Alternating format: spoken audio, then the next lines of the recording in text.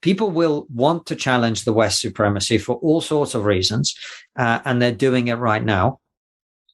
Because this was always going to happen. So that's the first thing I think we need to realize. The other thing, I gave a talk recently here in the UK about why the West needs to re-examine its own relationship with itself.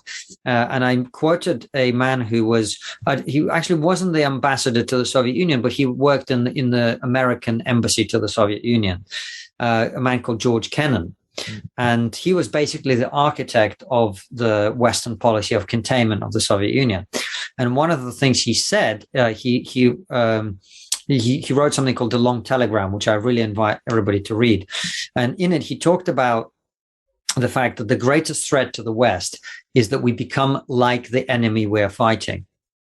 And the only answer that we have is to cling to our own methods of conception and conceptions of society. Right. We have to embrace our own values.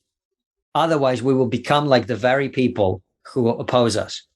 And that is why I'm concerned about the rise of identity politics. That is why I'm concerned about the endless shouting about egalitarianism and equity and all of this other stuff. That's why I'm concerned about the rise of political correctness, because I see in that an embrace of ideas that are deeply foreign and deeply hostile to the Western project.